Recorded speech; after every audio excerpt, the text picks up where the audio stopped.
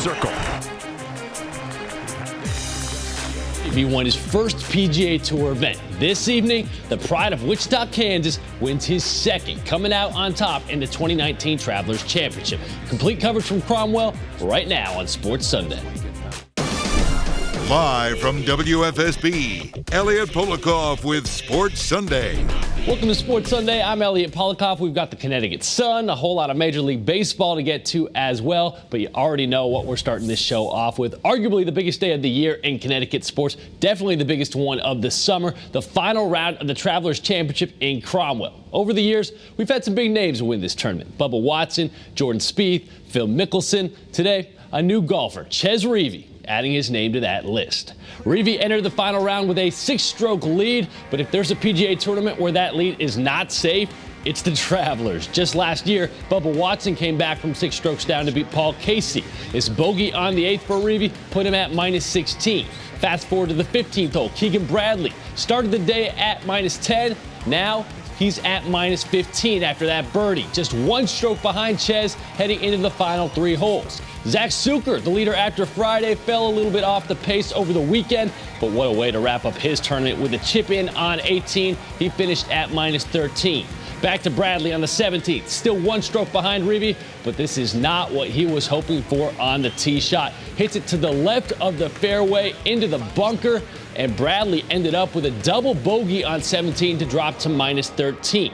And after fighting all the way back to make things interesting, that pretty much ends the Vermont native's comeback chances. And if the double bogey didn't do the job, this did. Reavie on the 17th hole for birdie. And after struggling with his putting all day long, his putt curves right on in. Reavie moves to -17. From there, being up 4 strokes, the 18th, just a formality. Reavie with a short putt for par and the title, and he drains it. A final round, 69, not going to be too memorable, but Reavie did the work in the early rounds to ensure it was enough. So here is the leaderboard when all is said and done. Reavie with that -17 is the winner. Keegan Bradley and Zach Sucher tied for second at -13. Vaughn Taylor kind of came out of nowhere to finish all alone in 4th at -12. And Paul Casey, one of 3 golfers who ended up finishing in 5th at -11. Joe Zone joins us now live to take a deeper look at how the final 18 holes played out at TPC River Highlands. You wouldn't think a golf tournament where the leader has a 6-shot lead to start the day would be exciting at the end. Well, you haven't been following the finishes at the Travelers Championship. For sure, it was Chez Reavie's tournament to lose. He started the day 6 shots ahead of Keegan Bradley. Those two were paired together for the final round. Coming into today, I've played with Keegan a lot. I know he's a great player. I knew he was going to come out firing, and he did. And I just stayed patient and tried to play my game. It was such a blast out there. I had the time of my life. I imagined this as a kid coming here to the GHO and now the Travelers when I was 10 years old, and I was out there living it. And the fans were on my side, and it was so fun. And it looked like Reavie would tap dance his way to the championship. He lost just 1 shot of his lead through the first 9. And when they made the turn, he was 5 shots ahead, 9 holes away from his first win in 10 years. And then Bradley got hot. He birdied 10. He birdied 11.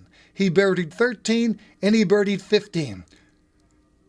Reavie kept making pars, but pars weren't enough when the guy chasing you is making birdies. After I made that putt on 11, the par 3, I was thinking I got a real good shot at winning this turn because of how difficult the shots are coming in for a guy with a lead. And I kept the pressure on him the whole day. He played, all the credit to him. He played so well. I knew he would. He's one of the best players out here. He has been for a long time. Not a lot of the public knows, but he's a great player. Did your strategy change at all when Keegan started to close? No, not at all. And that's one thing I was really proud of. I played the way I've played all week long, no matter what situation I was in. I gave myself a lot of good luck, so I just couldn't get the ball to go in the hole until 17. Reavie's lead was down to 1 shot. Both golfers parred the 16th, and then the hole that played this week as the toughest on the course. Bradley drove his tee shot into the sand. His second shot skidded over the green. He chipped on and 3-putted, a double bogey. Reavie made his only birdie on the backside, the only birdie he needed. The 3-shot swing gave Reavie a 4-shot lead with 1 hole to play. You know, the finishing holes, 15, 16, 17, 18, are super exciting golf holes, and anything can happen. So you just need to stay patient and give yourself looks and hopefully birdie them all. I can build a lot on this. I putted just incredibly, and you know, I need to keep going. I put 4 rounds together, and I got to keep going. This is a race to the finish here, and I got to keep the pedal down. All that was left was to finish, and Reavie did, with a rather average par, the perfect par, and the perfect ending to the tournament. Reavie, who in the 3rd round took advantage of a 10-stroke swing for a 6-shot lead, held on, and after 8 tries, he is the Travelers champion. Yeah, it's everything. You know, I love coming here. The people are great. The golf course is great. Everyone at Travelers is great. And, you know, there's really not a bad, you know, aspect of the tournament other than the rain early in the week. But, yeah, everything, I love it here, and I'll come back here the rest of my career. At the Travelers Championship one last time, Joe Zone, Channel 3, Eyewitness News. Thanks, Joe. Another year, another exciting Travelers Championship. Shifting gears to baseball, where the Yankees, they have been red hot. 8 straight wins entering their series finale against the Astros. They've been getting it done both at the plate and on the mound. But from the get-go today, things did not go right for the Bronx Bombers. Jose Altuve leading off for Houston, taking J.A. Happ to deep left field for the solo shot. 1-0 Astros. That was the score in the 3rd.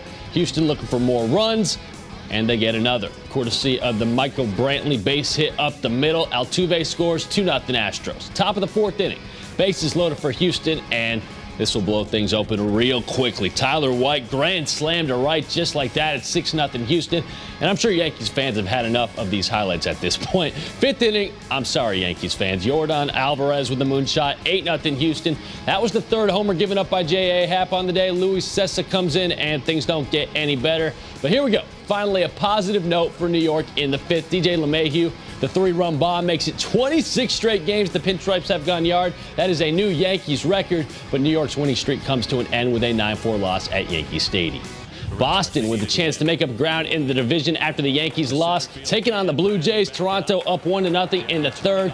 One on for Cavan Biggio, and he drives one off the bottom of the wall in center. Lourdes Gurriel comes home on the RBI double, and it's 2-0 Toronto. 3-0 Blue Jays in the 6th. Danny Jansen smoking one through the left side off Rick Porcello. 2 more runs come in. It's 5-0 Blue Jays lead. And on the mound, Marcus Stroman, he was dealing for the Jays. I figured I showed all those highlights Yankees fans didn't want to see. It's only fair I do the same for Boston fans. Stroman went 6 innings, gave up no earned runs. Eric Sogard puts this one to bed with a solo shot to right. Toronto gets the win at Fenway, 6-1. Sox back at home the next 5 games starting tomorrow night against the White Sox. How about the Mets? They were closing out a series at Wrigley Field against the Cubs. Mets rookie Pete Alonso continuing to just have a monster season. This solo shot off of Cole Hamels, his 27th long ball of the season, and that breaks Darryl Strawberry's Mets rookie record, and it's only June 23rd. Tomas Nido giving the Mets the lead in the 5th with another bomb to center, but Mets fans, stop me if you've heard this one before. The bullpen runs into some trouble. 1-run game in the 8th, not anymore. Javier Baez taking Seth Lugo to deep right, and just like that, it's 5-3 Cubbies. And a strong outing by Jacob deGrom ends up getting wasted. The Mets fall 5-3. They'll head to Philadelphia tomorrow for the start of a 4-game set against the Phillies. And here in Connecticut, the Yard Goats dropped their series finale to Altoona 6-1. They will now hit the road for a 7-game road trip starting tomorrow at Bowie. And the New Britain Bees get the shutout win at home, beating Sugar Land 2-0. More good news for David Ortiz over the weekend, as he is now out of intensive care 2 weeks after he was shot and wounded in his native Dominican Republic. In a statement, his wife says he remains in good condition and continues to recover at a Boston hospital. So far, 11 people have been arrested in connection with the shooting. Hopefully, Big Papi is back to being fully healthy real soon. Still a lot more to come on this edition of Sports Sunday. Up next, today brought more than just the final round of the Travelers Championship in Cromwell. We're going to take a look at a very special 18-hole stroll and the great cause it supports. And then the Connecticut Sun looking to continue their winning ways as they played in the Windy City against the Sky. All that and a whole lot more when Sports Sunday rolls on right after the break.